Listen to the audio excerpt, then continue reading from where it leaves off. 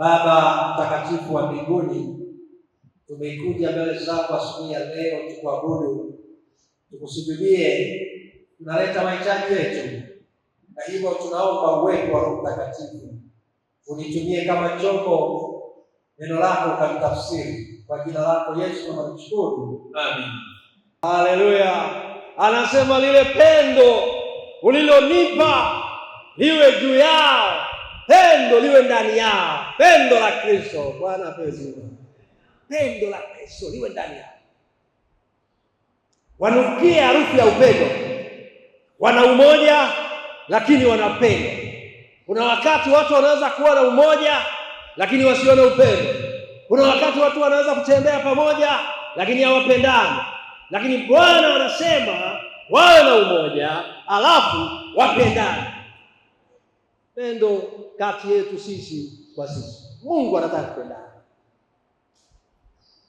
Hawajaenda, hawajaondoka, hawajabeba utume, wanapewa maadili, wanapewa msingi wa namna ya kuondoka, namna ambavyo wataenda ili wakubalike, ili watu wamuone Yesu ndani yao, wasiwaone wao.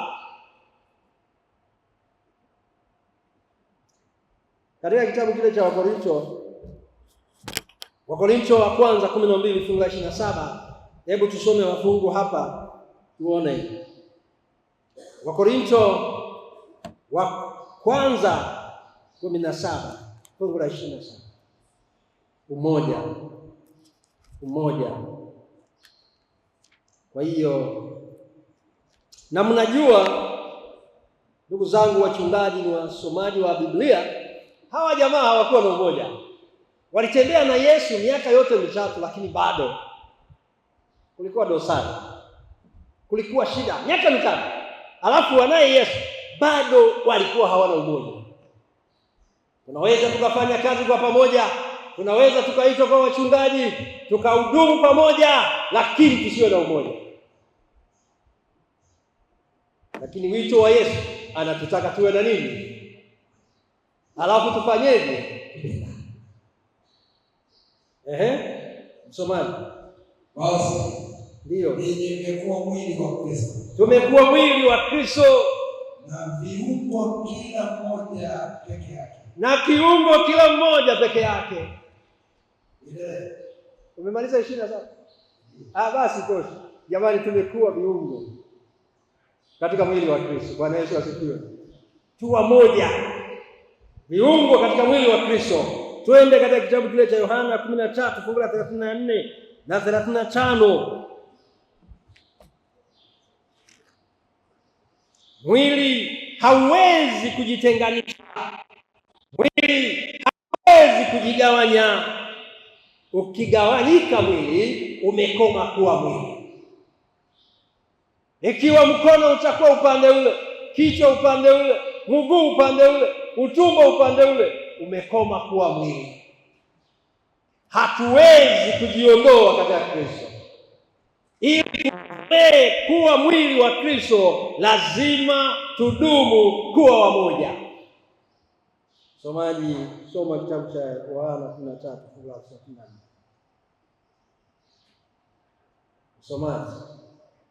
Somaji naye amepotea. 13:34 na 35. Umoja. Basi sisi mtetero. Sasa 13:34. Amri mpya nawapa. Pendane. Ndio. Kama vile nilivyowapenda nanyi. Haleluya. Yesu anasema amri mpya nawapa. Na hiyo si nyingine, anasema mpendane. Kama mimi nilivyowapenda na ninyi hivyo. Upendo. Tupendane. Yesu alikuwa na sio ya mwisho, ya namna ambavyo wataishi na namna ambavyo watafanya kazi. Anasema sisi ni mwili mmoja katika Kristo, hatuwezi tukagawanyika, tuwe na umoja. Kisha anasema tupendane kama yeye alivyotupenda. Jamani, Yesu anakupenda. Yesu anakupenda. Wewe wapende wengine. Yesu anataka tu wapende. Sisi timu hii kubwa, hii timu iwe na upendo. Tukipendana sisi kwa sisi, watu wengine watakapouona upendo kati yetu watamtukuza nani?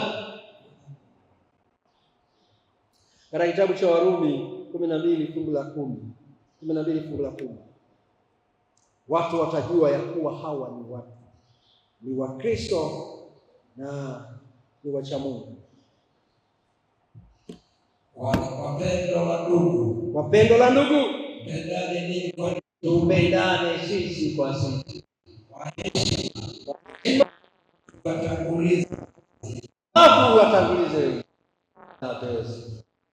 maneno mazuri ambayo Mtume Paulo anaandika katika vitabu vya Injili.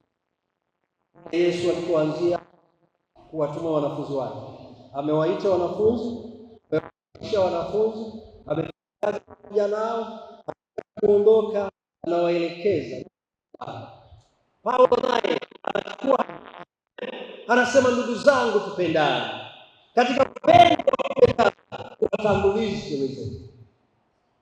Ila ni ndogo.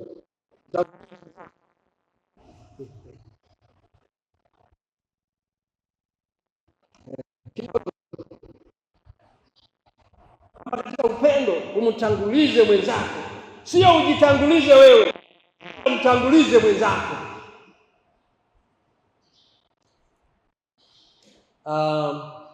Yesu aliwaambia wanafunzi wake ambao nimewapa na nimewatuma duniani, hamtaweza kwenda. Kwanza mkae Yerusalemu, msubiri mpaka mpokee nguvu ya Roho Mtakatifu. Ndipo mtakapopokea nguvu ya Roho Mtakatifu, ndipo mtakapokuwa mashahidi wangu Yerusalemu, Uyahudi, Samaria, miisho ya nini. Sasa kile chumba kilikuwa ni chumba cha nini? Chumba hiki ambacho walikuwepo kilikuwa ni chumba cha kusubiri. Wanasubiri nini? Roho Mtakatifu. Wakati wa kusubiri, Biblia inasema hawakusubiri kivivu. Hawakuwa wanasubiri kivivu, walichukua hatua wakiwa pale, wakiimba, wakiomba, wakitafakari. Wanasema wakaungamiana wao kwa wao, wakaungama dhambi yao ya kutokuamini, wakaweka mbali tofauti zao. Utagundua kwamba jamaa walikuwa wanatembea pamoja na wanaona miujiza Yesu anatenda, lakini hawakuwa pamoja, na ndio maana Yesu hakuwaruhusu waende. Alitaka mabadiliko makubwa yafanyike kwao, ndipo waende. Kama wangeenda walivyo, kazi isingefanyika, wasingeweza kuhubiri. Nitakumbuka siku moja Yesu amepanda mlimani na wale wanafunzi watatu, chewa mgonjwa, akaona, lakini haikuwezekana. Yesu aliwaambia ya kwamba haitawezekana mpaka kwa kufunga. Wanafunzi wameketishwa, wanapewa mwongozo wa namna ya kuweza kufanikiwa katika utume. Namba 1 ni umoja. Namba 2 ni upendo.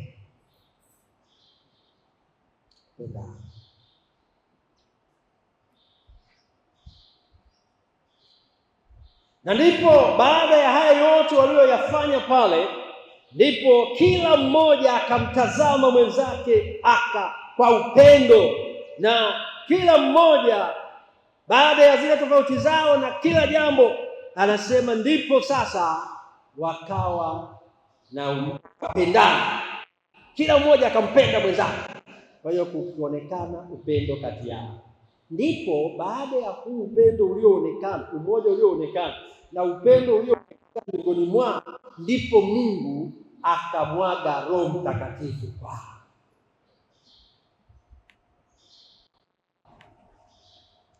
Kwa hiyo sasa uanze kuunganisha na kuona.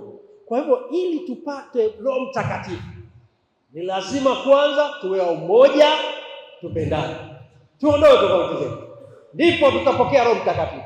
Kama hatujawa na umoja, kama hatujawa na upendo, tukapendana sisi kwa sisi, tukaondoa tofauti zetu, hakuna Roho Mtakatifu. Tutafanya kazi, tutahubiri, tutafundisha, tutachunga mitaa, lakini hatutakuwa na Roho Mtakatifu. Umoja na upendo. Yesu aliwaambia wanafunzi wake, siri ya ushindi ni umoja. Wachungaji wenzangu, siri ya ushindi katika maisha ya Mkristo ni kuwa na umoja. Siri ya ushindi katika kazi ya Mungu ni kuwa na umoja.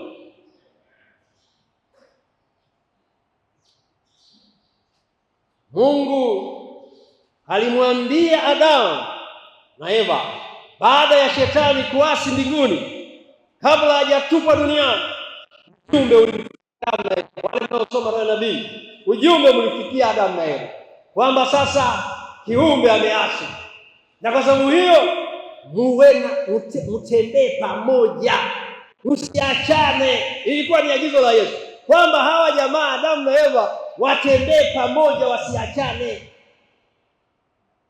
Alikuwa anawaambia habari ya umoja. Na Yesu alipokuja duniani aliwaambia wanafunzi habari ya umoja.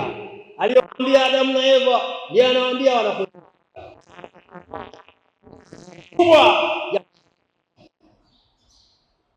Ni kweli Adamu na Eva kutembea pamoja, ile wasingetengana siku ile. Eva akaondoka huenda tungekuwa tunaishi katika nchi hiyo nzuri. Huenda tungekuwa hatuvai makoti haya, huenda tungekuwa hatuvai hizi tai. Haya yote yasingekuwepo. Tungekuwa tunakula matunda yale ambayo yalikuwa yamewekwa rasmi kwa ajili ya chakula cha mwanadamu. Lakini kwa sababu Eva na Adamu hawakuzingatia neno la Mungu la kutembea pamoja, hawakuzingatia. Na leo kama watumishi wa Mungu, kama hatutazingatia neno la pamoja, ni hatari katika maisha yetu. Ni hatari. Tutahudumu sawa, tutahubiri sawa, tutafanya kila jambo sawa, lakini tunaweza tukakosa nini? Kama ukikosa Roho Mtakatifu, umezikosa nini? Kwa hiyo tunahitaji umoja. Ni nguvu, utengano ni dhaifu. Hakuna jambo linaloshindikana katika umoja. Watu wakiwa na umoja, kila jambo linawezekana. Ila watu wakigawanyika, wasipokuwa na umoja, jambo halifanikiwi. Jambo hili limejengwa ni kwa sababu ya washiriki kuwa na umoja. Pasipo na umoja, hakuna kazi inaweza kufanikiwa. Bwana ametuita tuwe na umoja ili ufanikiwe katika dunia hii. Lazima timu hii iwe moja. Kama timu hii haitakuwa na umoja, utume hautakamilika. Tutazunguka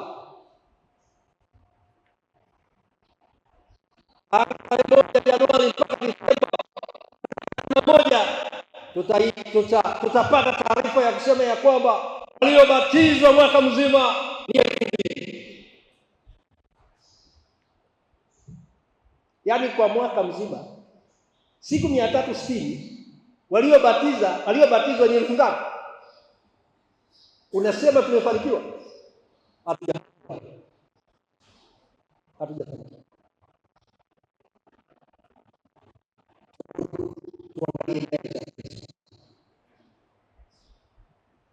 Aliagiza nini? Tusipuzie maagizo ya Kristo, tujikite kwenye maagizo ya Kristo, tusimame kwenye maagizo ya Kristo, tuyabebe yale maagizo ya Kristo, tuyafanyie kazi katika maisha yetu.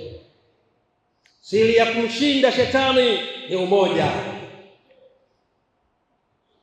Wana familia ya ETC tunahitaji umoja. ETC tunahitaji umoja, maana utengano ni udhaifu. Utengano ni udhaifu, hautufaa. Tuwe kitu kimoja, tuondoe tofauti zetu, tuibebe kazi ya Mungu aliyeiweka mabegani mwetu, tulioitiwa kuifanya, na tuwapende wenzetu na kuwatanguliza. ECT kama familia tumepewa utume, na utume huu tumepewa kuangazia katika mkoa wa Morogoro. Mkoa wa Morogoro ndiyo tumepewa, na Bwana anatuhesabia hapo, na Bwana anatuangalia hapo.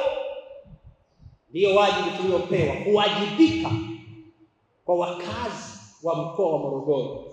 Wakazi hawa wapatao 3,100,000. Hebu niangalie vizuri, wakazi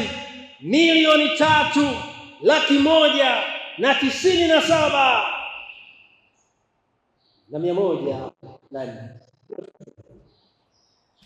na waumini washiriki tuko 43,690. Hakuna uwiano, hakuna uwiano. Ni kama tone kwenye bahari, hamna uwiano.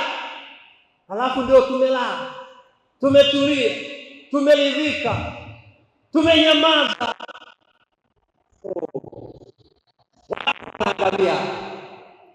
Na sisi ndio tutawajibishwa kwa mkoa huu, hatutawajibishwa kwa mkoa wa Dar es Salaam. Wako wengine wenzetu, sisi ni hapa. Maana roho ya unabii inasema mahali ulipo ndipo Bwana atakapo kudai. Hata kudai, hata nidai hapa kwa wakati huu. Kwa hiyo tunawajibika kama ETC, kama familia moja, tunawajibika kupeleka injili katika mkoa huu wa Morogoro wenye wakazi 1,197,104, tukiwa waumini 40,693. Unaweza ukaona hakuna hata uwiano. Angalau tungekuwa tunasomeka 1,000,000, hata 1,000,000 bado. Tunayo kazi ya kufanya, tunayo kazi ya kufanya. Kila mmoja aone ni wajibu wake kuifanya kazi ya Mungu. Hebu tumalizie somo hili kwa maneno haya. Jambo la kwanza,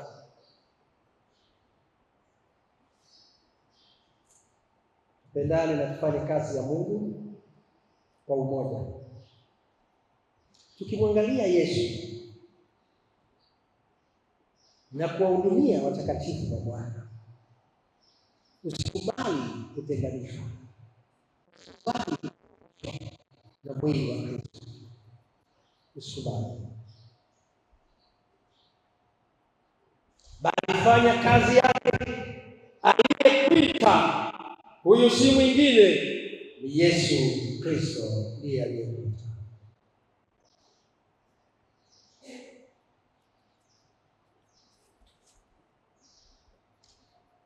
Mathayo 22:39 fungu letu tunapomalizia.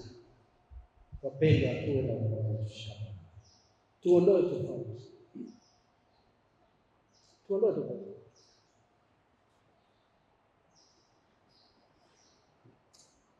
Wengine hapa ni wazoefu wa siku nyingi kanisani. Hebu wale wa miaka mingi kanisani, wana miaka 10 kuanzia 10 kwenda juu, kwenye shida. Nini mnaweza kuwa mashahidi? Unakuta mchungaji na mchungaji hawaelewani. Nani amewahi kuona hilo? Mchungaji na mchungaji hawafanyi nini? Alafu wanasema tunaenda mbinguni. Hakuna watu wa namna hiyo wanaoenda mbinguni.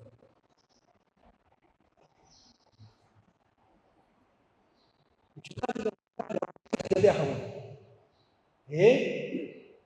Kila mmoja akimuona mwenzake anaenda kushoto. Wapendwa, wekeni tofauti, pataneni, ungamianeni. Dhambi zenu zote wale patane. Kaeni pamoja. Tunaenda mbinguni. Hii ni safari ya kiroho ya kwenda mbinguni. Sisi hapa duniani ni wageni, wenyeji wetu kwa mbinguni. Hapa katika kitabu kile cha Nyakati wa Kwanza 29 kuanzia fungu la 15 kwenda kule, anasema kama baba zetu ambao walikuwepo lakini walipita, kadhalika na sisi tunapita hivyo hivyo. Kwa hiyo tunatamani kuona kundi hili likiwa na umoja, likiwa na upendo. Soma fungu la mwisho tumalize. Akamwambia, Mpende Bwana Mungu wako kwa moyo wako wote, ndio, na kwa roho yako yote, ndio, na kwa akili zako zote. ndio. Umemaliza? Hii ndio amri iliyo kuu, na ni ya kwanza. Na ya pili yafanana nayo, nayo ni hii, ndio, pende jirani yako. Pende jirani yako. Hebu mtazame jirani yako hapo. Hivi unampenda wewe jirani yako? Mpende huyo jirani yako. Ndugu zangu, ni wakati wa kupendana sasa. Ni wakati wa kumpenda jirani yako. Katika mikutano hii Bwana tusaidie tupendane. Kama ulikuwa upendani na mtu yoyote, na mchungaji mwenzako, mpende sasa. Mwambie Bwana, imetosha. Tutembee pamoja, tuifanye kazi ya Bwana, tushughulike na utume tuliopewa. Sishughulike na mambo mengine haya. Hayaleti afya, hayajengi, hayatuandai kuja kwa Yesu mara ya pili. Yesu anakuja tunapofanya kazi kwa pamoja, tunapounganisha nguvu kwa pamoja, ndipo tunaisikia sauti ya Bwana ikisema enendeni. Wakati akisema nendeni, tupate sauti kwa nguvu, tukisema ya kwamba Yesu anakuja. Wakati tukipata sauti kwa nguvu, tunasikia hatua, nyayo za Kristo zikikanyaga kuja duniani. Tumetumwa kuandaa ulimwengu kwa ajili ya kuja kwa Yesu duniani. Tusisahau, si kuhubiri tu kuja kwa Yesu duniani, bali ni kujiandaa kumpokea Yesu Kristo. Umoja ni nguvu, kutengana tuwe na umoja. Bwana atubariki tunapotafakari maneno haya ya kuweza kukaa pamoja, tuone utume wa Kristo aliyoweka mabegani mwetu katika eneo la Morogoro na duniani kote. Bwana atubariki. Amen. Bwana Yesu asifiwe. Wangapi wamebarikiwa na ujumbe wa siku ya leo? Amina. Mimi nimebarikiwa sana. Tunakwenda kuwa na wakati mzuri wa kuongea na Mungu wetu kwa njia ya maombi. Na maombi ya siku ya leo, tutaombea somo letu hili ambao tumekuwa nao, ya kwamba tutimize kile ambacho tunapaswa kufanya, kutimiza utume wa kanisa, lakini sana na zaidi sana tutaombea umoja. Na tutagawanyika watatu, wawili watatu, peaneni na nafasi muda wa kutosha kufanya nini? Kwa kuomba. Na wapo rafiki zetu, ndugu zetu ambao, watendakazi wetu ambao wamepata msiba, tuwakumbuke pia katika maombi. kupata faraja kutoka kwa Bwana. Lakini pia wapo walio wagonjwa, familia inaumwa, tuwakumbuke pia katika maombi ya asubuhi hii ya leo. Tuombe kwa ajili ya kumwagwa kwa Roho Mtakatifu ili atutumie kwa ajili ya utukufu wa jina lake. Tutaimba wimbo namba 135, tutagawanyika watatu watatu. Utapendeza zaidi kama utaungana na mtu ambaye hujawahi kuomba naye, hujawahi kubahatika kuomba naye, basi leo iwe ndio bahati ya kushiriki naye katika maombi. Tutakapokuwa tukiimba wimbo huu namba 135, tugawanyike watatu watatu, na kila mtu apate nafasi ya kuomba. Na kabla hamjaanza kuomba, pia nyinyi watatu mnaweza kukaulizana wenzako wakuombee nini. Kando hayo ambayo nimetaja, wenzako wakuombee nini. Saele ya